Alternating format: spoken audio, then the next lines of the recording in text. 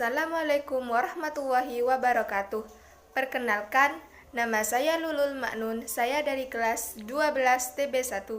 Di sini saya akan mempresentasikan tentang dampak negatif limbah pewarnaan kain dan waterglass bagi lingkungan beserta cara mengatasinya.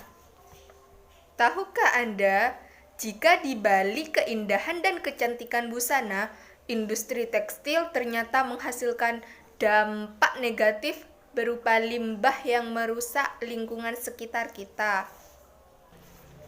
Marilah kita membahas seputar dampak negatif limbah pewarna kain dan waterglass bagi lingkungan.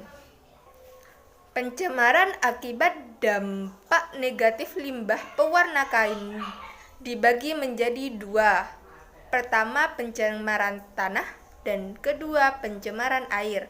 Pertama-tama saya akan menjelaskan tentang dampak negatif pada pencemaran tanah. Limbah yang dihasilkan dari industri tekstil berupa sisa kain, sisa minyak, latek, dan pewarnaan.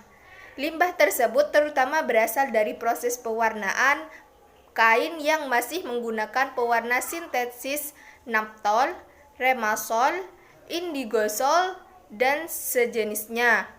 Bahan pewarna kimia pada kain tersebut tergolong tidak ramah lingkungan. Apabila limbah-limbah tersebut mengalir ke dalam tanah, bahan tersebut tentu merusak ekosistem tanah. Pasalnya, bakteri tanah tidak mampu mendegradasi bahan-bahan kimia tersebut. Kedua, pencemaran air. Industri tekstil tidak hanya mencemari tanah, industri tekstil juga mencemari air. Bahan pewarna naphthol dan indigosol yang digunakan dalam industri tekstil juga bisa mengakibatkan organisme dalam air akan mati. Hal itu disebabkan bahan pewarna tersebut dapat mengubah nilai biochemical oxygen demand atau BOD dan chemical oxygen demand atau COD dalam air.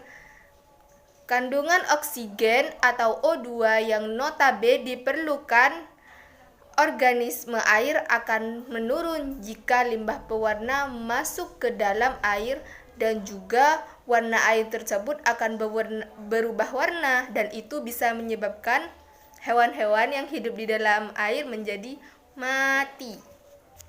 Selanjutnya saya akan membahas mengenai waterglass. Waterglass termasuk bahan yang ramah lingkungan karena tidak menimbulkan dampak yang signifikan. Saat dinetralkan, sodium sikat yang terdapat pada waterglass bisa mendaur ulang dirinya sendiri menjadi silika amorf yang lebih ramah lingkungan. Akan tetapi, apabila waterglass tersebut terkena kulit, akan berdampak kulit menjadi melepuh dan bisa-bisa menjadi luka bakar. Setelah kita melihat dampak pencemaran tadi, bagaimanakah cara kita mengatasinya agar hasil pembuatan kain tekstil tidak terlalu mencemari lingkungan dan membahayakan manusia?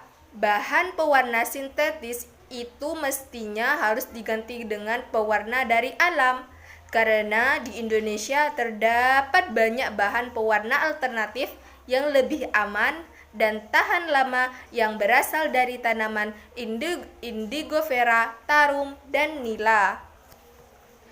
Indigofera, tarum, nila, dan indigo merupakan tumbuhan penghasil warna alami.